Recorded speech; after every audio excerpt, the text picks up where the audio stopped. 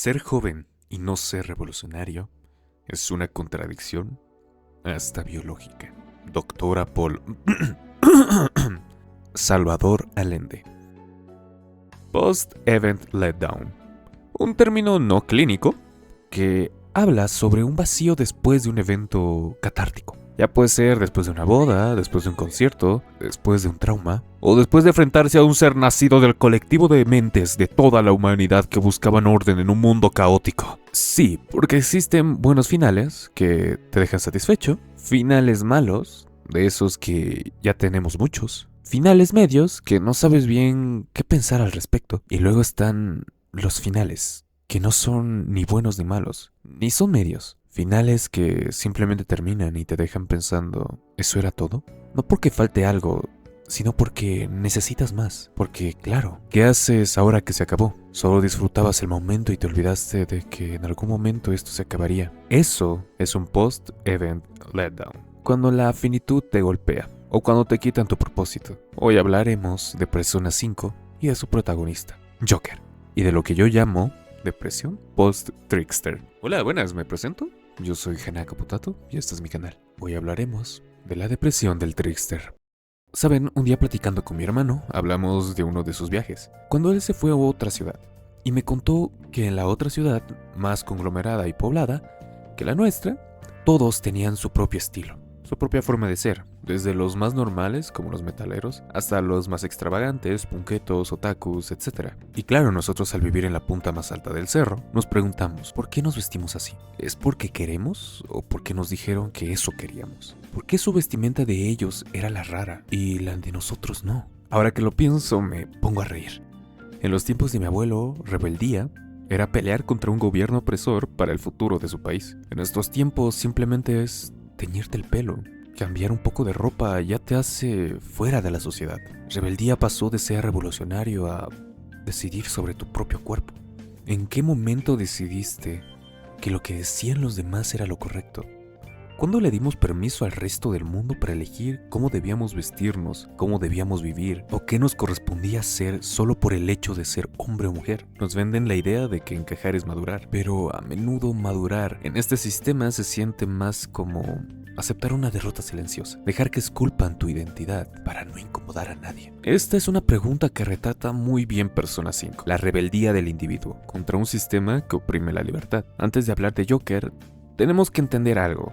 Las máscaras, que sí, muchos ya conocen la saga Persona, deben estar hartos de la misma explicación, pero nunca está de más explicarla de nuevo. La palabra persona viene del latín que literalmente significa máscara teatral, algo que usaban los romanos. Jung tomó ese término y dijo que todos usamos una máscara en nuestro día a día. La persona es esa máscara que muestras al mundo, que se adapta a las necesidades de la sociedad. Tienes una máscara de hijo que solo le muestras a tus padres, una máscara de estudiante que solo le muestras al colegio, una máscara de amigo que solo le muestras a tus compañeros, y así para el trabajo, calle, etc. El problema no es la máscara, es qué queda cuando te la quitas. La famosa pregunta del ¿quién eres? A esto Jung lo llamaba identificación con la persona. Sucede cuando pasas complaciendo a los demás, vistiéndote como te dicen que vistas o obedeciendo ciegamente. Por eso en Persona, quitarse la máscara duele, arde, sangra, porque la máscara que complacía a los demás estaba pegada a ti, no eras tú, solo era un parásito que se negaba a dejarte ir. Y aparte, duele mostrar quién eres a los demás, duele mostrarte sin ataduras, duele ser tú mismo. Pero ¿qué pasa cuando no hay nada debajo de esa máscara? Cuando tus acciones que nacieron de ti te llevan a un punto peor del cual empezaste. Nace esa culpa interna, ese dolor, ese odio a tu yo del pasado y piensas, si estoy aquí será por algo, adjudicándote la culpa. Cuando eso pasa, entierras tu yo y dejas que tu persona sea usada como tu identidad de verdad, moldeable. Eso es justo lo que le pasa a Joker. Imagina que haces algo bien sin querer reconocimiento, y eso mismo es lo que te sepulta. Tu buen corazón, tu amabilidad, tu humildad es castigada, y ahí te preguntas, ¿lo que hice está bien? Entonces, para que no vuelva a pasar, tratas de pasar desapercibido. Es tu culpa, tú estás ahí porque tus acciones te llevaron ahí. No quiero decir con esto que todo automáticamente es culpa de los demás, pero a veces también debes entender que eres un poco duro contigo mismo. Volviendo al tema. ¿Qué tal unos lentes? Sí, ¿no? La gente de lentes suele captar menos la atención. Es percibida como amable o inteligente, no como un delincuente como ahora eres. Pero aún así hay esa chispa en ti que te dice que no estuvo mal, el mundo está mal. Y aunque logres personas que te entiendan y te acompañen en tu camino, sigues teniendo miedo, no de defraudarlos, de que la sociedad tenga razón. Todo de los ladrones fantasmas se construyó a base de esa idea. Libertad. Libertad ante la injusticia. Pero, ¿y si no fue injusto? ¿Y si lo merecías? Tu máscara se ha adherido tanto a ti que ahora la voz de la sociedad está en tu cabeza y tiene voto sobre tus decisiones. Ahora tienes dos máscaras, igual de importantes. La que le muestras al mundo y la que le muestras a tus amigos. Joker nunca dejó de mostrar su máscara.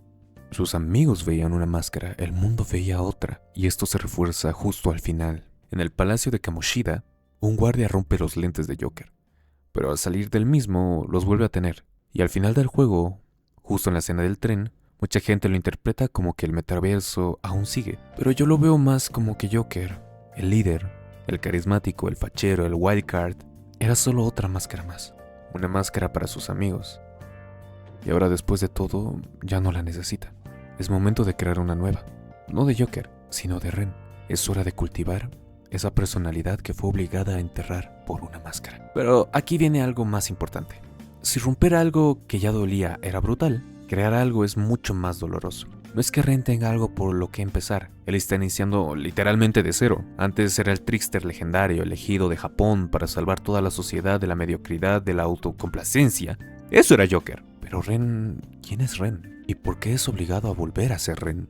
¿Por qué no puede ser Joker más tiempo? Como a un chico que apenas sostenía su vida le pones el peso de la existencia misma y luego se lo quitas sin darle algo a cambio. Ren se fue y aunque no del todo, volverá a estar solo. No tendrá compañeros que lo ayuden o lo vean. Eso duele más. Porque, ¿qué pasa si su nuevo yo no es como ellos querían? ¿Y si cambia tanto que ya no es reconocible? ¿Qué hace ahora que ya no es Joker? Y solo uno lo entendió, Morgana. ¡El gato de mierda! El único que vio debajo del trickster legendario. Vio que había un chico que vivía porque sí, que no tenía motivos para seguir, que consiguió uno, sus amigos, que poco tiempo después se lo quitaron. Nosotros nos quedamos con la épica, pero ¿qué hay después de que el héroe logra su cometido? Un vacío. Y depende de nosotros llenar ese vacío. Y aquí vendría lo que suelen decir los youtubers genéricos. Y como yo soy uno de ellos y aparte estoy hambreado, por favor suscríbete, dale like, deja un comentario a ver si te gustó y déjame ideas para un siguiente video. Porque el siguiente video será Doji ASMR.